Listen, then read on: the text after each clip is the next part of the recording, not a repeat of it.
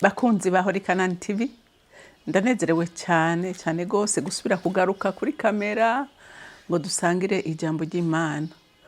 Ego nari maze iminsi ntari hafi, ni telefone yagize akabazo, nico gituma ntashoboye kuja ndaboneka ngo ndabapartage n'ijambo. Rero imbabazi nyinshi, barazi ko ndabitwararika, ntibyavuye kuri jewe, rero mumbabarire. Rero imbere ko dutangura kuganira nkuko duhora tubigenza, reka tubanze dusenge. Mana data rugira byose uri mu ijuru, nta kindi nkwiriye atari kugushima, nta kindi nkwiriye atari kuvuga urukundo rwawe n'ineza yawe. Uri mwiza ugira neza bugaca bukira. Uradukundiye n'uyu munsi mwami, utwongeye ubuzima kugira ngo tugukorere. Ndisengera nsaba amavuta yawe n'ihishurirwa rivuye kuri wewe kugira ngo nshobore gutanga ikivuye iwawe. Sengera na bene data bose badukurikirana kuri Horikanani TV, nabo ngo bagendererwe na mpwemu yera kugira ngo umwe wese yumve kandi atahure iki jambo rikorera muganiriza. Mukunzi wanje ndagushimiye, uri uwo kwizerwa ndabizi, wumva amasengesho y'abana bawe buri munsi, wumve nirinda gusenze, uri dukorera hamwe nezereza imitima y'abakwizera. Urakoze, icyubahiro cyose kibi cyawe, mu izina rya Kristo Yesu senze nizeye kuvyumvise. Amen, amen. Ijambo rero Imana impaye kubaganiriza ni ijambo rivuga ngo mbega niyihe nzara ufise. Hanga amaso Yesu arayikumara. Haleluya. Ushobora kuba ushonje, ushobora kuba uzi iki na kiriya, ariko nagira nkubwire ngo solution irahari. Ntuhanga amaso ahandi, hanga amaso we, arabikumarira vyose. Reka rero dusome ijambo ry'Imana muri Yohana igice ni cya 6, turahera ku murongo wa 5 dushikane ku murongo w'14. Yesu yunamura amaso abona ishengero rinini riza kuri we, abaza Filipo ati, tugurira hehe imitsima ngo barye bose? Icatumye avuga atyo kwari ukumugeza, kuko ubwiwe yarazi icagira kore. Filipo aramwishura ati, imitsima y'idenariyo 200 ntiyobakwira, naho umuntu wese yohabwa gatoyi. Umwe mu bigishwa biwe ni Andereya mwene nyina wa Simoni Petero aramubwira ati, hano hari umuhungu ari n'udutsima 5 twa sayiri n'udufi 2, ariko tumaze iki mu bantu bangana uko? Yesu aravuga ati, nimwicarike abantu. Kandi aho hantu hari ivyatsi vyinshi, nuko abantu baricara. Igitigiri cyabo cari nk'ibihumbi 5. Maze Yesu yakira ya mitsima, arayihezagira, ayigaburira abicaye, n'ifi nazo agira uko nyene nk'uko bagomba. Bamaze guhaga, abwira abigishwa biwe ati, nimwegeranye ibimanyu bisigaye, ntihagire igifu busa. Baravyegeranya, buzuza ibiseke 12 by'ibimanyu bya ya mitsima 5 ya sayiri. Ivyo bariye basigaje. Bano bantu babonye ikimenyetso akoze, baravuga bati, nukuri uyu ni wa muntu avugishwa n'Imana yarakwiye kuza mu isi. Amen. Urumva ijambo ryatubwiye ko Yesu yitegereje abantu bari baje kumwumviriza, hanyuma aramenya ikibazo bafise, aramenya ko bashonje. Haleluya. Aramenya ko bashonje, hanyuma abwira abigishwa biwe ati, tugurira hehe ibiryo tukugaburira aba bantu ko mbona bafise ingorane bashonje.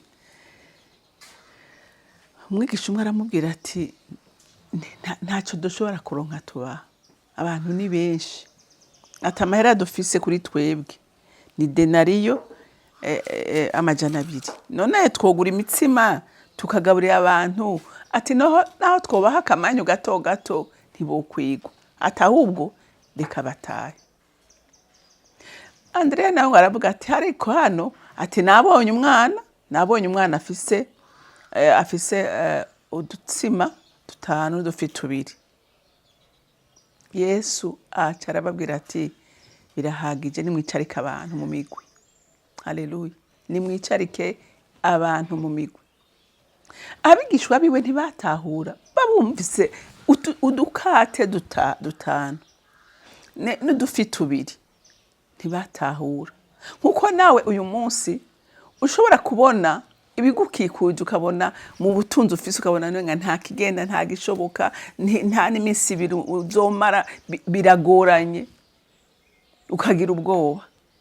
Nagira nkubwire ngo humura. Haleluya, haleluya. Humura.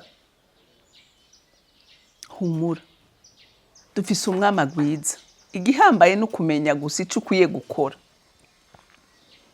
Nukumenya ico ukwiye gukora. Abigishwa ico nabakundiye, barabicaritse nkuko avuze. Barabicaritse, baricarika abantu. Guhama Yesu agira iki? Yesu ahezagira ya mitsima, ahezagira na ya mafi, ngo abantu bose baraho barafungura, ndetse ngo baranasigaza. Jewe nukuri hari igihe nitegereza ngasanga by'ukuri n'uyu munsi Yesu aracatugwiriza ingene tubaho, ingene tubayeho. Sinzi ko uyu munsi hatari umuntu yovuga ngo nukuri Yesu namubonye angwiriza. Uravye uburyo ufise, uravye ubutunzi ufise, ukabona urarishinze, urarishe minervare, uragaburiye abantu, eske Yesu ntiyakugwirije? We muhanga amaso gusa. Ndakunda kuvuga rimwe na rimwe haraho umuntu anahemuka, ugasanga umuntu arahemutse, ahubwo ugasanga ni we wahubwo uri kurizibirira imiryango y'umugisha wawe. Yesu muhanze amaso, ntabura uko abigenza. Abantu ntibari bazi ingene aza kubigenza, ntibari bazi ko abantu baza gufungura, ntabyo bari bazi. Ariko nagira nkubwire ngo imbere ya Yesu nta kintu na kimwe kidashoboka. Ni kenshi yama yadutangaje. Abari ngaha bose baratangaye. Mwumvise n'ingeri ngaha bavuze ngo ku murongo wa 14 ngo buno bantu babonye ikimenyetso akoze, baravuga bati nukuri ubu ni wa muntu avugishwa n'Imana yarakwiye kuza mu isi. Ni wa muhanga amaso by'ukuri n'umutima we n'ubwenge bwawe, ukavuga uti jewe mwami nta wundi mpanga amaso, nta nuwonza kugora, mpanze amaso wewe, ntazoguhemukira. Ikibazo tugira tukenera kwigwanirira. Ikibazo tugira umwasa dutereza ubwoba, tukiheba, tugakora ibyankwa nawe, kuko dukoze ibyankwa nawe arava mu nzira yacu, arayivamo, akavuga ati wewe komeza urugendo, ni watahura ukamenya ko atacu ushoboye, ukangarukako nanjye ndakugarukako. Yesu ntazogusanga muntu w'Imana, ni wewe uteza kumusanga. We ikibanza ciwe ntakivamo, ni musigwa musangwa. Haleluya. Ni musigwa musangwa. Ariko ni wa musanga, ni wa mwunamurira kwa amaso, ukavuga ngo mwami ni wewe nziga ko ivyose ndabiziga mu kiganza cawe. Ntazogutererana. Oya, ntazogutererana.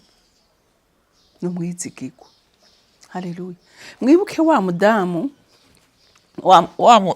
mudamu Eliya yasanga. Yaramubwiye ati mpagatsima, ati genda uncumbire unzanire umutsima nge. Aramubwira ati muntu w'Imana, nsigaranye agafu kari kurusha. Ati ndiko ntoragura n'udukwi. Ndiko ntoragura n'udukwi kugira ngo ngende ncumba akagafu tujye n'umwana wanje, hama twipfire. Nta kintu mfise imbere n'inyuma. Aramubwira ati wegenda gusa. Haleluya. Wegenda gusa uncumbire unzanire. Bisigura ngo Eliya yasigura Yesu. Yesu naho tuba dukeduka aratugwiza.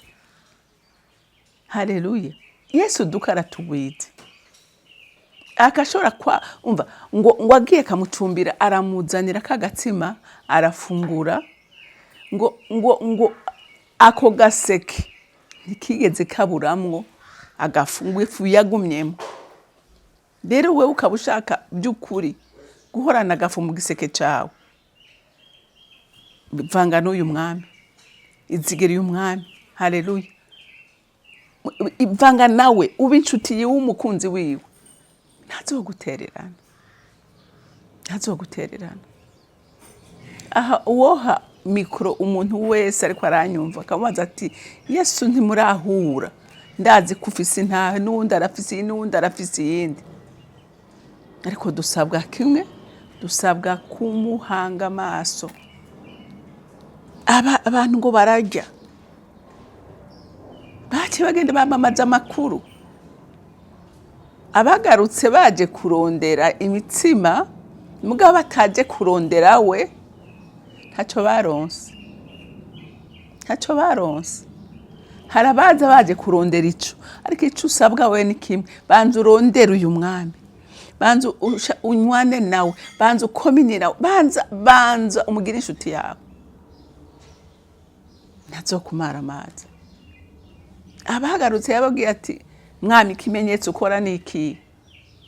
Bari baje kurondera ikimenyetso, ntibari baje kurondera we, ntibari baje kurondera ijambo riva muri we. Rero icyo usabwa, hanga amaso we, ntuhanga amaso mu kiganza, we azomenya icyo ukeneye kugira ubeho, azomenya ibikwiriye ibiganza vyawe, ariko nawe ubanza uhanga amaso we, ntazogutererana. Imana yo mu ijuru ibampezagirire. Mwami wanje, mukunzi wanje, ndagushima, wewe uri umwizigirwa imisi yose, we ntuzi guhemukira abagukunda n'abakurondera, kanatsindira bivuga mu ijambo ryawe kukunda abagukunda kandi abakurondera ubudahumeka bakubona. Ntuzokwigera utererana abawe na rimwe, ntuzi kubesha, ibyo uvuze urabikora kandi ukabishitsa. Shimagizwa kandi wubahwe na bose, mu izina ryawe ryera senze nizeye kubyumvise. Amen, amen. Mwarahezagiwe, mugire umunsi mwiza.